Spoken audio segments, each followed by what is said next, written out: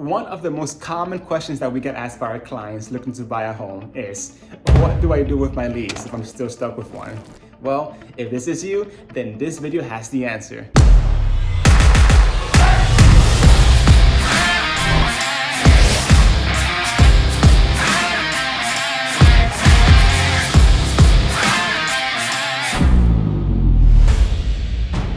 I'm Leonardo Evangelista, a New York City tri-state area real estate broker. And on this channel, we look to help clients and buyers and sellers, just everybody, navigate the world of real estate. So stay tuned and listen up. Let's dive right into the question. What do I do with my lease if I'm looking to buy? Well, there's a few options that you may have. So let's break it down by just different scenarios. First up, the ideal scenario. This is where you've thought ahead, you're thinking of buying in the near future, and you have 3 to 4 months left on your lease. This is where you want to be. Having 3 to 4 months left on your lease before you have to move out or renew is a great opportunity for you to start looking at homes. This is because, as easy as it may look on TV, finding a home takes time. You'll go see many homes, and depending on your requirements, you may have to spend a couple of weeks looking until you find the right one. Then you put in offer after offer depending on the market conditions until finally you get one accepted. This may take you 1 to 2 months or even further in some cases. Finally, you'll get a home under contract and everything will look good, but then it takes you 30 to 45 days to close. This whole process, again, can take 3 to 4 months ideally, or can take longer. So the more time you have available and at your disposal to look, the better. I say 3 to 4 months because, again, in an ideal scenario, that's all you'll need. But what happens if it takes longer? That's scenario number 2. If it takes longer than the 3 to 4 months that you've had, then it's okay. It doesn't matter. Just don't renew the lease. That is the number one stress factor that we see a lot of current tenants struggle with as they try to buy a house. You don't have to renew your lease. You can just go on a month-to-month lease that will alleviate that burden away from you. Just speak to your landlord or management company, whoever it is that you're in contact with, and let them know, hey, I'm trying to buy a house, this is where I'm at, and I need a little more time. Put me on a month-to-month lease to help me be able to achieve my goal. In most cases, landlords and management companies will be just fine with that. So don't worry about it. You may get a few letters from automated systems with lease renewals depending on where you live. But again, do not worry about it and just keep on going. Do not renew your lease. I cannot stress that enough. Don't renew. If you renew your lease, you're just making it a little bit more difficult. But then again, that leads us to scenario number 3. What happens if I do renew, or if I need to get out of my lease a lot sooner than I expected? Well, there too, you have some options. The first step to take though is to understand your lease. You want to understand your lease by reading through it and understanding the ins and outs of what you've agreed to. What are the terms and conditions of the lease? What are the clauses that may or may not allow me to terminate early? And what are the options that I have to leave earlier? And what are all the options at my disposal?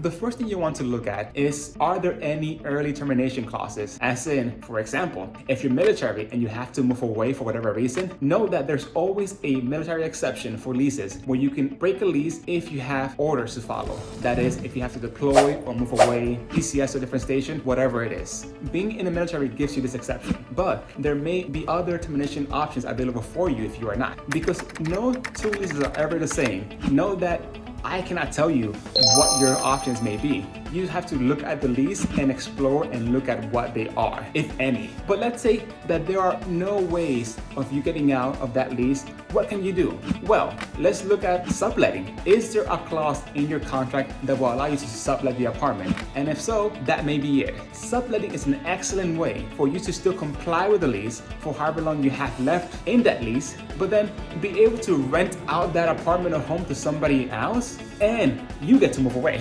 Of course, you become a de facto landlord at that point, but it may be a better alternative than just breaking the lease and being held liable for whatever consequences there may be. Which leads me to point number 3 about understanding your lease. What are the consequences if I do decide to break the lease early? what will I be on the hook for? And that's a great question. And for that, again, you need to understand what the lease says. Do you see the theme here? Read the lease and understand it. In many cases, the only consequence that you may be faced with is that you may lose your security deposit. And for some people, that may be fine. In other scenarios, depending on how long you have left, a landlord may be able to hold you accountable for any missed payments for the remaining term of the lease. And this is something that you have to keep in mind. However, let's be realistic here. In my many years of negotiating contracts and leases, one thing is for sure, it costs a lot of money to enforce a lease. Sometimes even more so than what a landlord can hope to recuperate from being able to sue you. Now, I'm not saying go out there and get sued or do something that's wrong. What I'm saying is understand the consequences, understand what is practical, and then act accordingly. In most cases, before you even get to this point, it's often easier to just have a conversation with your landlord and let them know what's going on. Hey, Mr. Landlord, I have 6 months left on my lease, but I have to move for whatever reason. Maybe I had a new job somewhere else that requires me to relocate, or perhaps I need to move somewhere else to help a family member. Whatever the case may be, Mr. Landlord, I have to move. Most landlords, if they're good landlords, will be okay with this because all they want is to have enough notice to find somebody else. And like I said before, it will cost them a lot more to try to sue you or go after you in court than it is to find another tenant. If you know you have to move early and you cannot break the lease per the terms of the lease and you cannot sublet, then just talk to your landlord and explain things very candidly. Hey, I love being here. Thank you for what you've done, but I have to move. Let's work together to get out of this lease. In many cases, you'll be able to work with the landlord to find a replacement tenant to take your spot. The landlord may even be able to, at that point, hire a realtor to help them find a replacement for you. And in that scenario, all you have to do is work together to get out of the lease and have both parties be kept happy. Contracts are legally binding documents, and so is a lease. A lease is a contract, but no contract, no lease is one-sided. And most contracts can be amended by having honest conversations. So have an honest conversation with your landlord and you'll be just fine. The theme here, if you haven't noticed, is that you have to plan accordingly. Either you're planning ahead of time so that you can find a home by the time your lease expires, or you're planning by understanding the lease terms and what you can and can't do related to that lease. In most leases, it may be complicated. So look for somebody that's familiar with lease and contract terms and have them help you understand what your options are. Don't stress about having a long time left on your lease because you may be able to sublet or find somebody else to take over the lease for you. And don't stress about penalties or consequences because it may be as simple as having an honest conversation with your landlord to figure out a mutually beneficial solution to your problem. Having a lease and trying to buy a home is not as hard as it seems. There are options, there are ways around it, and it's all about understanding what those are. Just focus on what your end goal is, think through it logically, and start to formulate a plan that works for your situation. And while this video is short and just speaks about a few things, there are many different scenarios, many different options that may be available to you. And like I said, everybody's unique situation is unique to them. And everybody's lease is also unique to them. So sitting down and breaking this all down into individual steps and what ifs, the best strategy to figure out the situation. And that's all. If you guys found value in this video or have any other questions that you want me to answer, leave a comment below. And while you're at it, make sure to hit that like button and subscribe.